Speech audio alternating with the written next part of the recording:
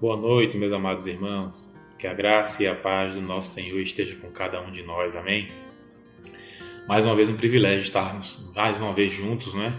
E agora já estamos na segunda semana, não é? Quarta-feira passada gravamos o primeiro momento de culto nos lares na quarta-feira. Hoje, mais uma vez, então, estamos juntos nessa quarta. Acredito e espero em nome de Jesus que essa pandemia venha acabar o mais breve possível para que possamos nos encontrar fisicamente no templo ou nas casas, como nós fazemos nas quartas-feiras. Mas é uma alegria estarmos mais uma vez juntos. E no nome de Jesus vamos hoje orar ao Senhor, pedir a Ele que Ele possa estar nos orientando, nos guardando, nos dando sabedoria nesses momentos que nós estamos vivendo. Nessa noite nós iremos fazer momentos de oração, nessa noite também vamos ter momentos de louvor e ouvir também a voz do Senhor, a palavra do Senhor, como sempre fazemos. Nesse momento eu lhe convido para que nós venhamos a orar, para iniciarmos, e logo depois nós estaremos louvando ao Senhor. Ore comigo, feche seus olhos, vamos orar. Senhor nosso Deus, nós te agradecemos, Pai, por mais uma noite que o Senhor nos dá, por mais uma quarta-feira, ó Pai, para estarmos engrandecendo o Teu nome, louvando o Teu nome e Te buscando, Pai. No nome de Jesus, Senhor, fala aos nossos corações essa noite, nos orienta, ó Pai, conforme o Teu querer, conforme a Tua palavra, e cuida de nós, Senhor. No nome de Jesus, também ouça, Senhor, os nossos pedidos e os momentos que vamos ter em oração juntos. É no nome de Jesus que nós Te agradecemos. Amém. Amém. Nesse momento vamos então louvar ao Senhor com um cântico.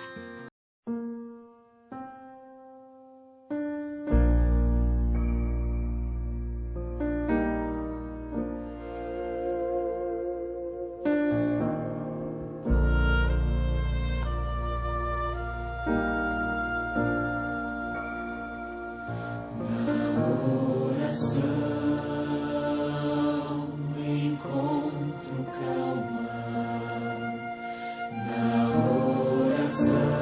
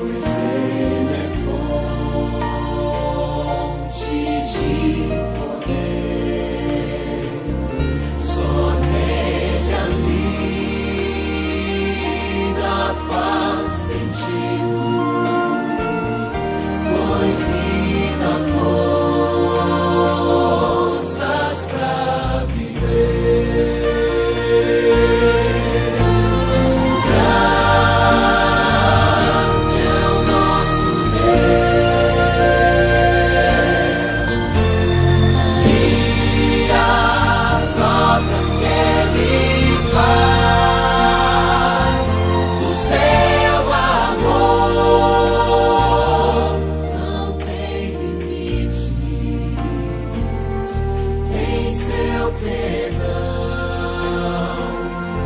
encontro paz. Grande é o nosso Deus e as obras que Ele faz, o seu amor não tem limites. Em seu perdão encontro paz.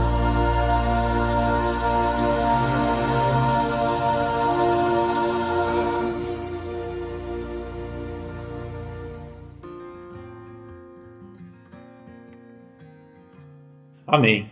Vamos nesse momento então fazer um momento de oração. Vamos orar onde nós estamos, nas nossas casas, né? Se você estiver sozinho, faça sua oração. Se você estiver com alguém, acompanhado de alguém, então você junta-se em oração. Nesse momento vamos fazer pedidos, agradecimentos. Coloque também em oração os missionários, porque estamos no mês de missões mundiais, da campanha de missões mundiais, e seria interessante você orar também pelos missionários espalhados então na terra, que também estão passando por essa situação da pandemia, que vocês possam orar para que esses missionários sejam guardados em nome de Jesus. Enfim, faça seus pedidos, agradecimentos. Vamos orar nesse momento e pedir ao Senhor que esteja então fazendo a sua vontade em nossas vidas.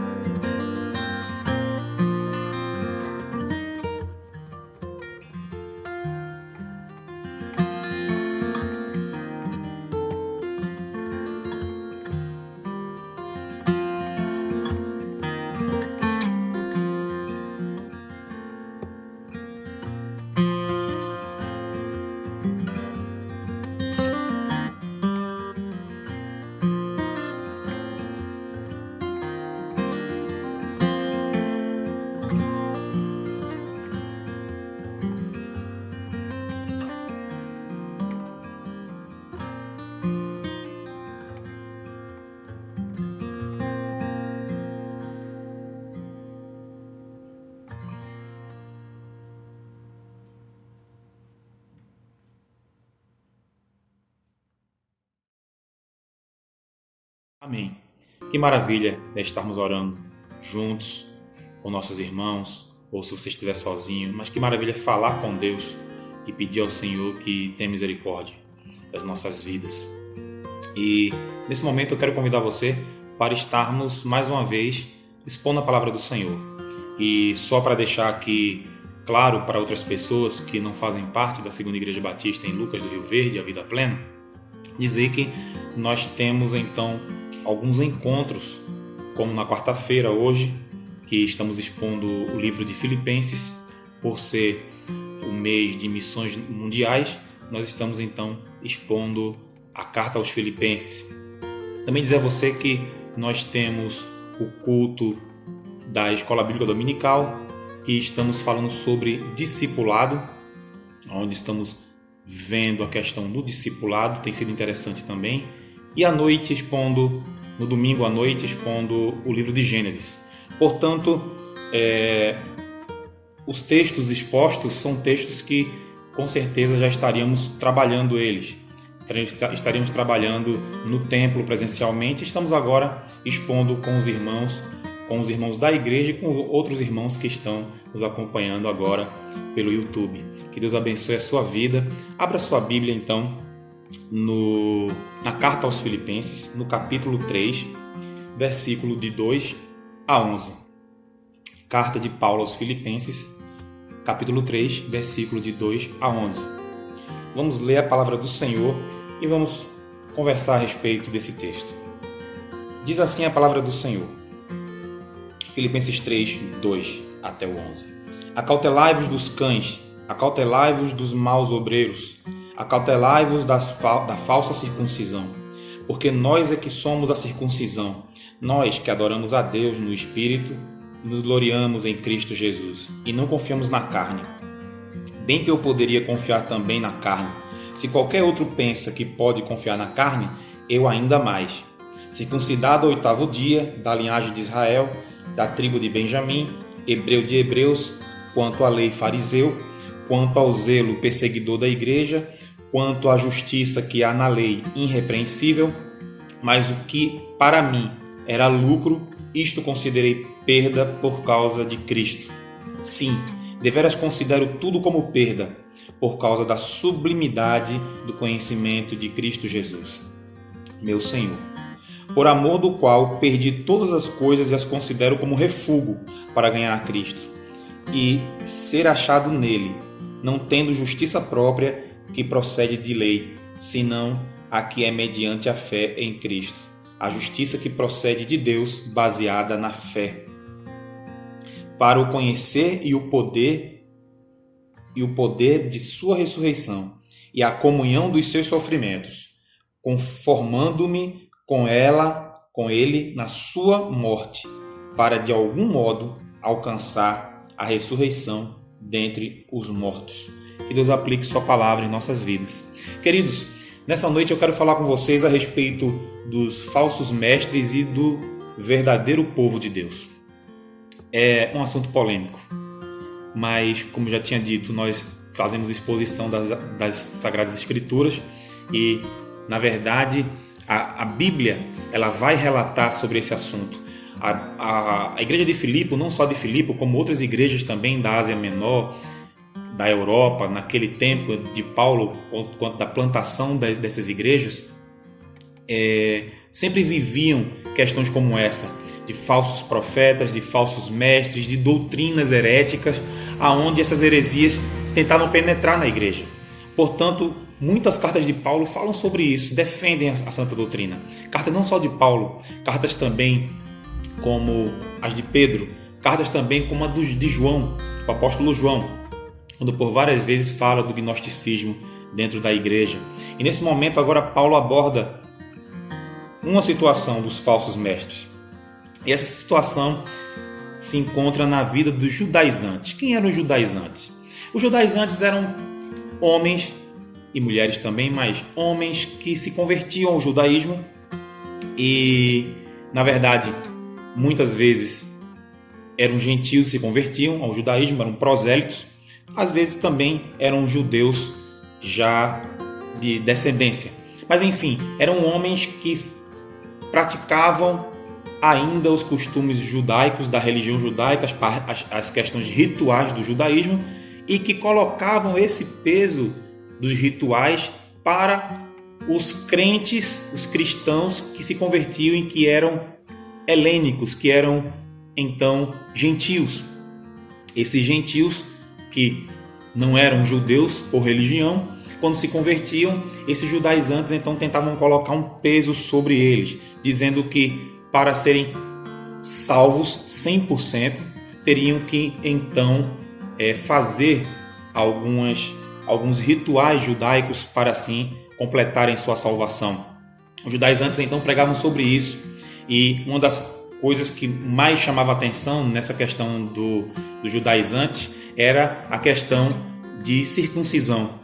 Para eles, qualquer homem que se convertesse ao cristianismo teria que sim ser circuncidado, assim como eram circuncidados aqueles que são judeus e que então faziam a circuncisão como sendo a aliança, a grande aliança de Deus com a nação de Israel.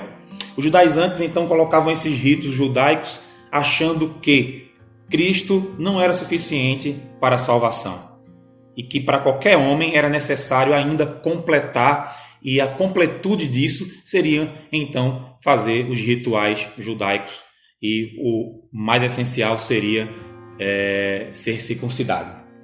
Queridos, nesse momento aqui nós percebemos então a preocupação de Paulo, e Paulo começa então a falar para a igreja de Filipos a respeito disso. Paulo não achava que isso era normal. E Paulo então chamou esses homens de falsos mestres. Vamos começar então a exposição olhando então para o versículo 2, aonde vai então falar em primeiro lugar sobre acautelai-vos.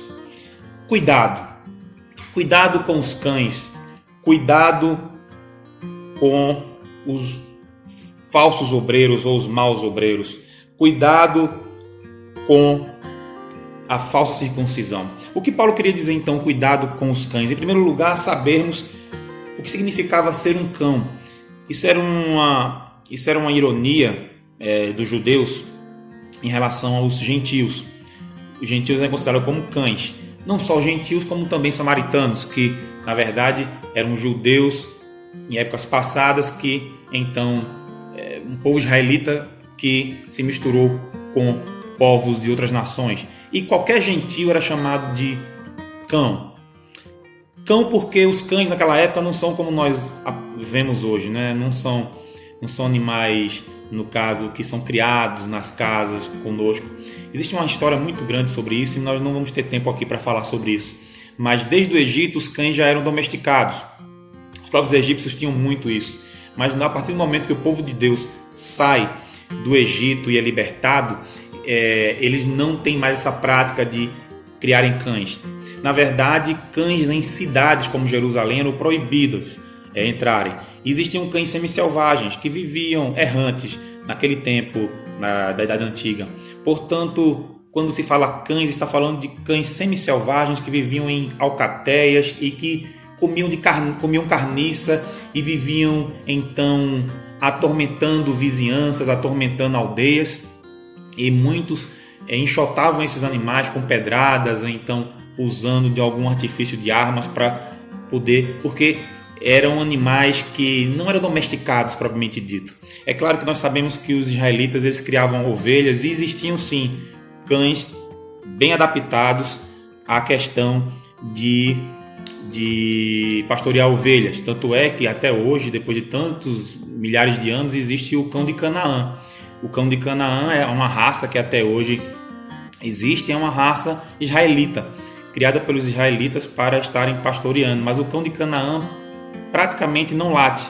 É um cão que não faz tanto barulho. Portanto, quando eles falam aqui, Paulo fala, cuidado com os cães, ele está falando desse tipo de cães.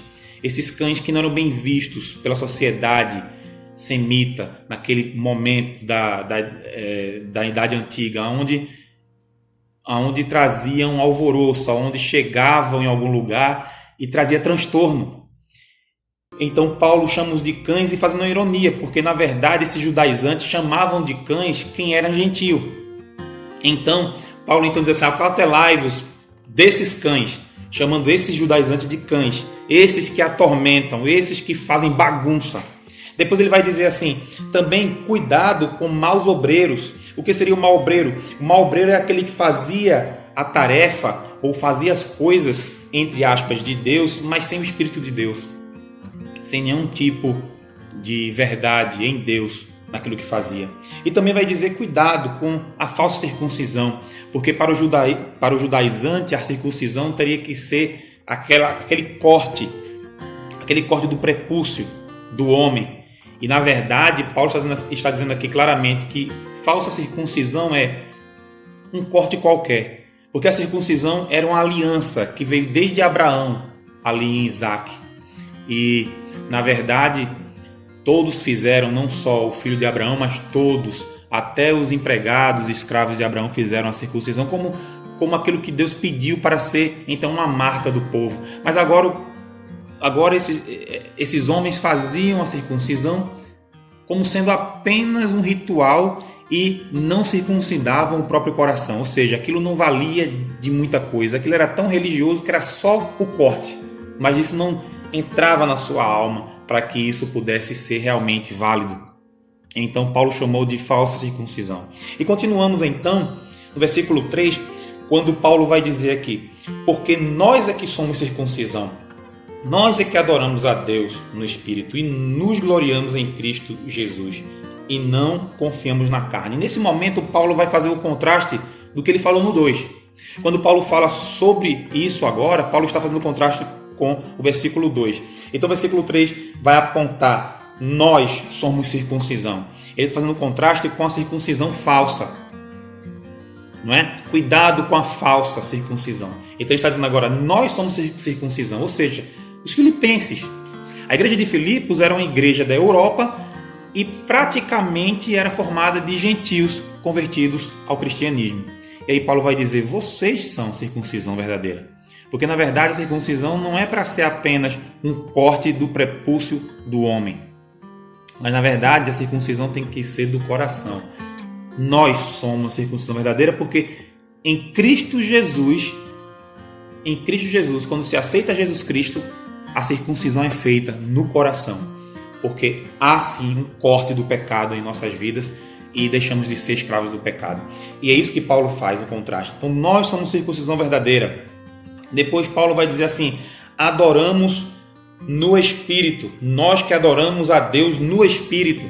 Isso é outro contraponto em relação ao mau obreiro, porque entenda, se o mau obreiro era alguém que fazia alguma obra, mas não fazia em nome do Espírito de Deus, ou em verdade, em espírito e em verdade, como Jesus falou para a mulher samaritana, lembra? Capítulo 4 de João, quando ele fala que nem no monte e nem em Jerusalém adorarão a Deus, mas agora os verdadeiros adoradores adorarão em espírito e em verdade.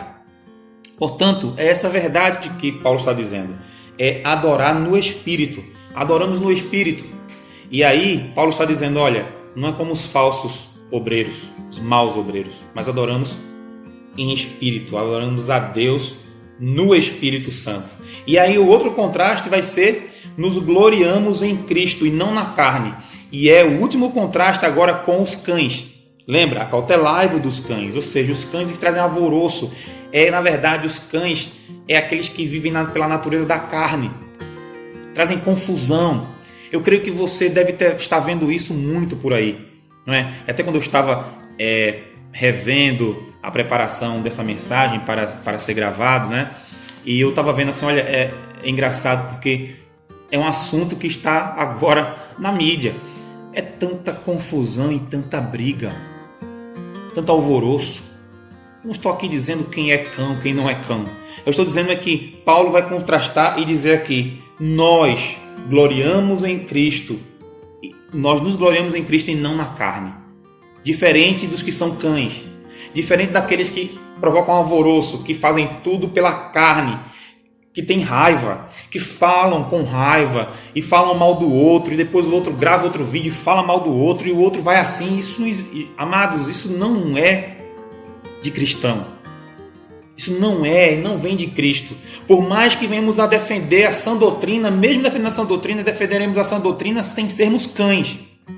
Nós defenderemos a sã doutrina com o Espírito de Deus, glorificando a Deus e não a nossa carne, como Paulo diz aqui no versículo 3. Quem sou eu, né? Quem sou eu nesse mundo gospel nesse mundo evangélico, talvez se alguém ouvir essa mensagem vai dizer assim, quem é esse pastor aí? Mas eu garanto uma coisa, meus irmãos. Eu garanto uma coisa. A palavra de Deus vai identificar quem são o verdadeiro povo dele. Vamos continuar então. Vamos continuar falando agora nos versículos 4 e 6 e vendo claramente de que agora Paulo entra num outro argumento. Paulo então faz o contraste, diz cuidado com esses falsos mestres e quem são o povo verdadeiro de Deus. Então a ação dos falsos mestres são assim, o povo de Deus age dessa forma. E agora ele vai dizer o seguinte: bem que eu poderia confiar também na carne. Olha só, Paulo dizendo: se qualquer outro pensa que pode confiar na carne, eu ainda mais. O que Paulo está fazendo, meus amados? E Paulo agora entra num argumento dizendo claramente que ele, Paulo, poderia se gloriar. Ele, Paulo, poderia fazer o que os judaizantes estão fazendo. Na verdade, porque Paulo tem um currículo em relação humana. Com o currículo que ele tem, ele poderia dizer assim: bom, se vocês querem falar sobre isso, vamos então falar sobre isso. E Paulo começa a dar o currículo dele. É engraçado, vamos falar sobre o currículo. Currículo é o quê? Currículo é um resumo da sua vida, né? E vida profissional, né? Depende do currículo, né? Vida profissional, vida de artigo, depende do currículo, se o currículo é Vitae, se o currículo é o Lattes, enfim. É resumo daquilo que você fez profissionalmente ou como pesquisador, no caso do Lattes, enfim, o currículo ele resume as coisas boas que você tem de experiência. E Paulo em nenhum momento aqui vai querer se gloriar por isso, mas Paulo está querendo colocar para esses judaizantes a verdade do Evangelho. A verdade do Evangelho. Não é apenas uma questão de, olha, eu vivo pelo Espírito Santo, eu não sou um cão que age pela carne, mas a vontade do Pai. Paulo dá esse resumo no início, no versículo 2, versículo 3, contrastando, mas agora ele vai olhar para os judaizantes e vai falar assim: mas espera aí, ouçam o que eu vou dizer, olha o meu currículo. E vamos começar agora. Veja a questão do currículo de Paulo. Primeiro, no currículo que ele vai apresentar aqui, ele fala a parte natural. Como assim, pastor? A parte natural. Ele vai dizer: naturalmente sou isso. Então ele começa na parte eclesiástica. Ele vai dizer, versículo, a partir do 5 agora, 5. Circuncidado ao 8º dia. Eclesiasticamente, ou seja, dentro da Igreja de Cristo, que vem desde os tempos remotos do Antigo Testamento até o momento que Paulo estava falando. Como igreja, eu sou circuncidado ao 8º dia. Isso pode parecer para qualquer pessoa que passa por esse texto e diz assim: ah, tá bom, ele está dizendo que é circuncidado ao 8º dia. Simples assim. Mas na verdade, quando ele fala circuncidado ao 8º dia, ele está dizendo o seguinte: ele está dizendo assim, olha, eu não sou como Ismael, que foi filho de Abraão. Ismael foi circuncidado com 13 anos de idade. Eu não sou como outros que muitas vezes, por morarem longe, por serem prosélitos, enfim, na circuncisão, fazem circuncisão fora daquilo que Deus estipulou para Abraão. Mas eu sou circuncidado ao 8º dia, assim como Jesus Cristo foi circuncidado ao 8º dia, assim como Isaac foi circuncidado ao 8º dia, e assim como diz a lei. E a lei diz: o menino ao 8º dia seja circuncidado. Ou seja, em exatidão, ele é então circuncidado ao 8º dia. E ele começa e continua. Pela nacionalidade, ele é israelita. Veja só lá, olha lá, da linhagem de Israel. E o que isso quer dizer? Bom, nacionalmente sou israelita. Nacionalmente eu sou do povo de Israel. Isso ele está dizendo claramente, ele vai abordar muito mais ainda. Ele está dizendo claramente assim: olha, eu sou israelita e não sou prosélito. Porque o prosélito é o quê? É alguém que nasceu em outra nação, alguém que é um grego, alguém que é uma pessoa de outra cultura, e então se converteu ao judaísmo. Inclusive os judeus até se batizavam para receber então a condição de ser judeu, um prosélito. Portanto, ele é alguém que é israelita, de mãe e pai. E vamos continuar. Ele ainda vai dizer mais coisa ainda. Ele vai dizer assim, da tribo de Benjamim. E aí se você vai dizer assim, na tribo de Benjamim, isso se chama ancestralidade. Além de israelita, ele é da tribo de Benjamim. Não é só apenas um judeu qualquer. Ele é da tribo do qual a única tribo do qual o filho de Jacó nasceu, o único filho de Jacó que nasceu na terra prometida. É o caçula, não é? É o último filho de Jacó. Vocês sabem, filho de Rebeca, e que na verdade era irmão direto de José no sentido de mãe, não é? Irmão de José e Benjamim. E Benjamim era o filho mais novo. E não só isso, quando ele diz que é da tribo de Benjamim, ele está dizendo muita coisa nisso aí. Em outra questão é que a tribo de Benjamim é a única tribo que na divisão dos reinos fica com Judá. A tribo de Judá fica e a de Benjamim fica com Judá. E as 10 então vão participar então do reino do norte. E nós sabemos que o reino do norte então se perde. O reino do norte se mistura. E as 10 tribos se perdem então com gentios, com nações, então porque se dão em casamento. E na verdade o reino do norte se acaba, né? Do qual Samaria era então a capital. Portanto, Benjamim é essa tribo. Benjamim também é a tribo do qual o primeiro rei, Saul, o primeiro rei de Israel, vem da tribo de Benjamim. Na verdade, a tribo de Benjamim é reconhecida como uma tribo do qual os homens eram guerreiros e belos. Era esse reconhecimento da tribo de Benjamim. Homens bonitos, né? Belos e guerreiros, homens viris. Portanto, a tribo de Benjamim também é a tribo do qual a elite de guerreiros, e quando existia qualquer guerra, qualquer situação do povo em relação a confrontos, a tribo de Benjamim era o primeiro pelotão, reconhecida como o lobo que despedaça. Portanto, os lobos que despedaçam. Então, a tribo de Benjamim via sempre em primeiro. O primeiro pelotão de guerra era a tribo de Benjamim. E Paulo vai dizer, eu sou da tribo de Benjamim. Isso, irmãos, não é qualquer coisa para Paulo. E aí Paulo vai agora entrar em outro momento do currículo. O primeiro momento do currículo é a parte natural. E agora ele vai entrar pela parte de mérito. E ele vai continuar dizendo o seguinte. Ele vai dizer assim, bom, naturalmente sou... E chega na tribo de Benjamim. Sou hebreu de hebreus. E aí você pode dizer para mim assim, não, pastor, mas hebreu de hebreus, ele está dizendo que naturalmente, o senhor já disse que ele é israelita, ele é da tribo de Benjamim. Mas na verdade, hebreus de hebreus, Paulo está abordando outra situação. É que naquele tempo, a língua hebraica se perdeu. E não todos então sabiam falar em hebraico. Eram judeus, muitas vezes. Alguns falavam em aramaico e muitos falavam em grego, mas não tinham então a língua hebraica como aprendizado de pai e mãe. E Paulo está dizendo assim, sou hebreu de hebreus. Quando eu vou ao culto no templo, eu falo em hebraico e me comunico em hebraico e sei ler em hebraico. Irmãos, olha quem era Paulo.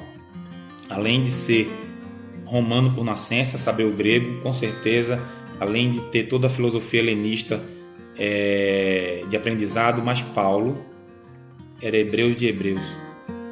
Ele tinha, meus irmãos, a língua hebraica como sendo uma língua materna. E ele fala assim, olha, eu sei, muitas vezes vocês não sabem, talvez alguns judaizantes eram helenistas, eram prosélitos. Ele disse, olha, eu sou hebreu de hebreu. Ele continua, não só isso, quanto à lei, fariseu. Quanto à lei, fariseu. Ou seja, enquanto a questão de zelar pela lei, eu sou dos separados. Fariseu quer dizer separado.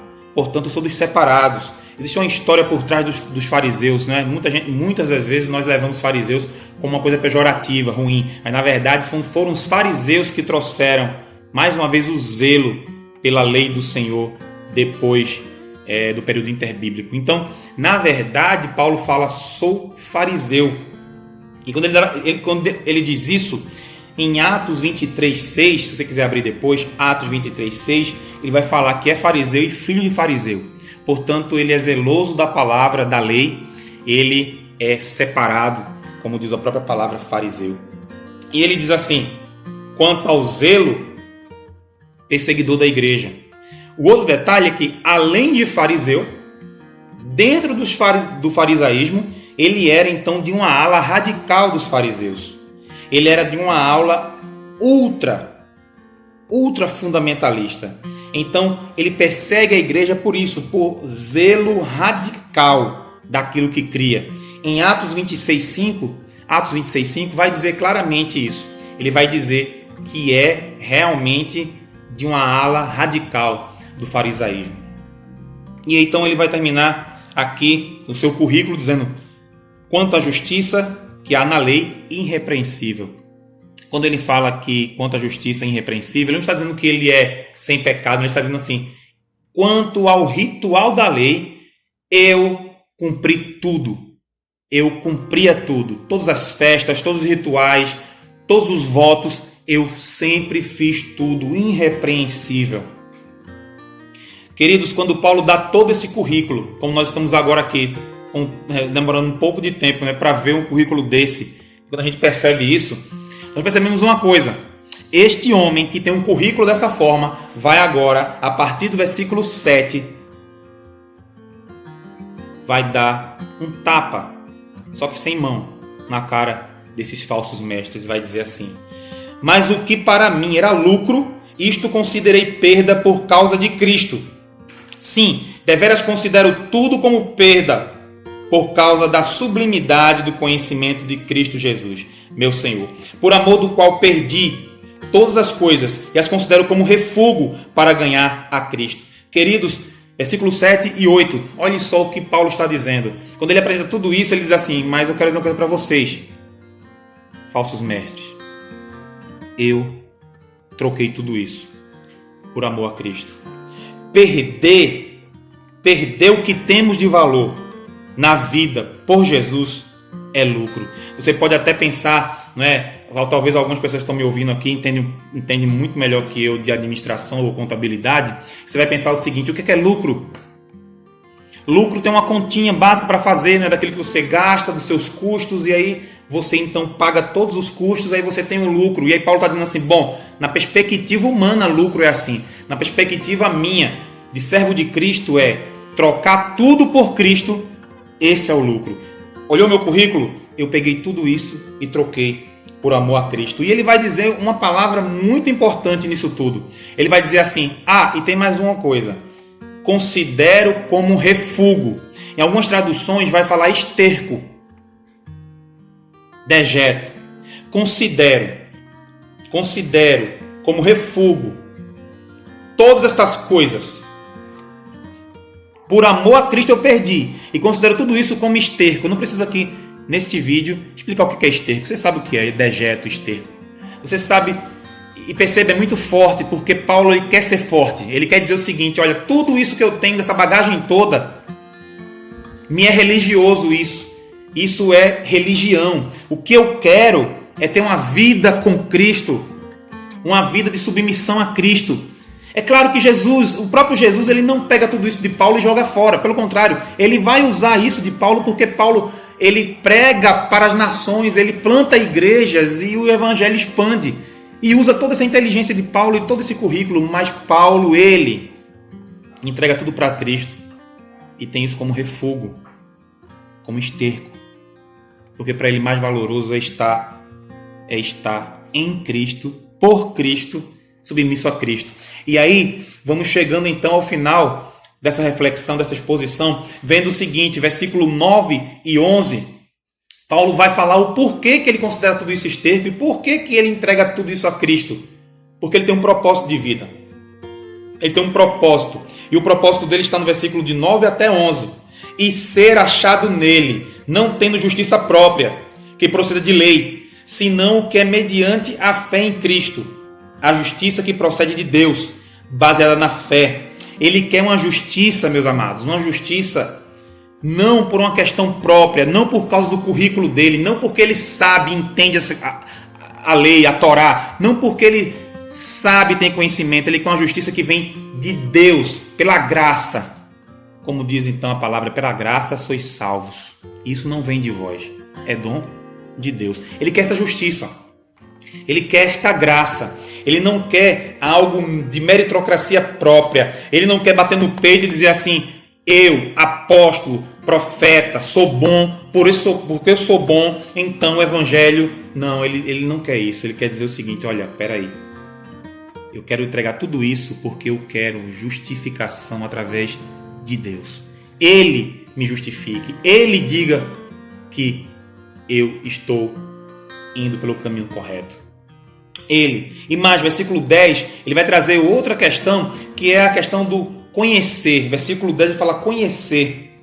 Para o conhecer, se conhecer, essa palavra conhecer, meus queridos, é a mesma palavra usada em Gênesis 4:1.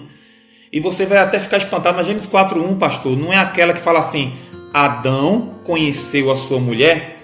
Ou seja, Adão teve relações com a sua mulher, ou seja, casaram, formaram uma só pessoa? Sim, o mesmo verbo usado lá em Gênesis 4:1 é o mesmo verbo usado aqui. Lá está em hebraico, mas aqui em grego, mas o sentido é o mesmo. É o verbo iada, o iadá, que quer dizer o seguinte, no hebraico, significa experimental ou relacional. É o verbo de se relacionar, de ter um relacionamento. É um verbo de experimentar, de ter experiência. Paulo diz assim: eu quero conhecer. Para o conhecer, ou seja, o mesmo verbo dizendo assim: eu quero me relacionar com Cristo, eu quero me casar com Cristo, eu quero viver de uma forma que não seja aquilo que eu vivia religiosamente, mas eu quero é ter uma compreensão de Cristo, sendo eu e Ele um só. É isso que Paulo está dizendo. Portanto, Paulo tem essa meta na vida dele. Ele tinha essa meta na vida. Ele, mediante a fé, quer conhecer Deus, justificado por esse Deus, ele quer se relacionar com esse Deus. Queridos, nós chegamos então no âmago, no final, vendo que comunhão, sofrimento, morte e ressurreição andam juntos. Veja o texto, acompanhe comigo no versículo 11, para que de algum modo alcançar a ressurreição, no finalzinho do 10, vai dizer assim: para o conhecer e o poder da sua ressurreição e a comunhão dos seus sofrimentos, confirmando-me com ele na sua morte, para de algum modo alcançar a ressurreição. Ele está dizendo o seguinte: olha, eu quero estar junto com Cristo, me relacionando, conhecendo a fundo, no sofrimento dele. Quero estar me conhecendo a fundo com Cristo, na morte dele, e está também me relacionando com Cristo quanto na sua ressurreição também. Ou seja, na vida de Cristo, desde o sofrimento até a cruz do Calvário, até ele ressuscitar. Paulo quer todas essas fases. Por isso que nós entendemos agora quando Paulo fala que combateu o bom combate. Quando Paulo fala assim: guardei a fé e estou esperando o que me foi proposto. Porque Paulo tinha essa consciência. E aqui a carta aos Filipenses está falando: eu quero isso. Eu quero conhecimento profundo. Eu quero conhecimento profundo no sofrimento, na morte. Eu quero um conhecimento profundo na ressurreição de Cristo. Que conclusão nós tiramos? O que não é falso mestre? O que não é um falso mestre? É aquele que trocou seu eu, seu currículo, seu orgulho pelo conhecimento de Jesus e sua vida. Você quer conhecer alguém que não é falso mestre? Então ele fez isso. Ele trocou a sua vida e entregou a Cristo. Ele trocou o seu eu, seu currículo, tudo que ele tem. E ele disse: está aqui, Senhor. Pode usar. Se o Senhor assim quiser usar, pode usar. É algo que não é meu mais, é seu. E ele não tem isso como orgulho, mas ele tem isso como para uso, para a honra e glória do Senhor Jesus Cristo. E mais, tenha cuidado com aquele que fala mais de si do que de Jesus. Tenha cuidado com aquele que quer mais ser Ele mesmo do que apresentar Jesus Cristo. Tenham cuidado. Porque se não tem abnegação, se não tem negação, se não tem humildade e apresentar o Cordeiro de Deus que tira o pecado do mundo, Jesus Cristo, tenham cuidado. Pode ser um falso profeta. Pode ser um falso mestre. Aquele que é realmente chamado por Deus, aqueles que são chamados para falar daquele que é Senhor de tudo, esse entrega tudo o que tem para este Senhor, que é tudo, Jesus Cristo. Que Deus possa abençoar esta palavra, amados, nossos corações. Que Deus coloque essa palavra em nossos corações e tenhamos discernimento de quem é que tem pregado para nós, de quem tem falado para nós. Discernimento de onde nós estamos consumindo a palavra de Deus, de quem é que estamos escutando, quem é que está falando, nos aconselhando. Cuidado com os falsos mestres. Que Deus assim nos abençoe. Que Deus assim multiplique sabedoria em nossos corações. Te aguardo no próximo estudo, na próxima exposição bíblica. Que Deus te abençoe.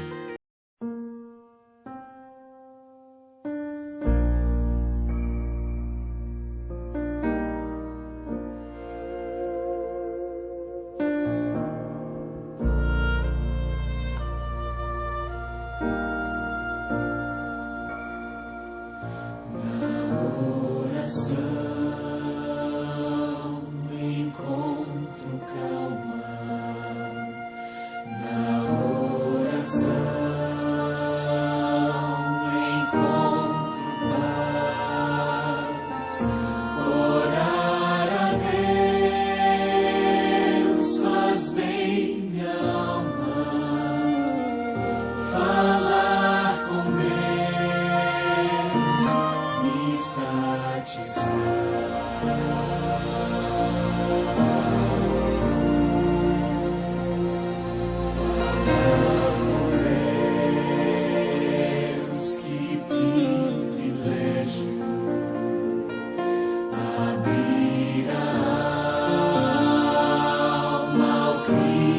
Criador,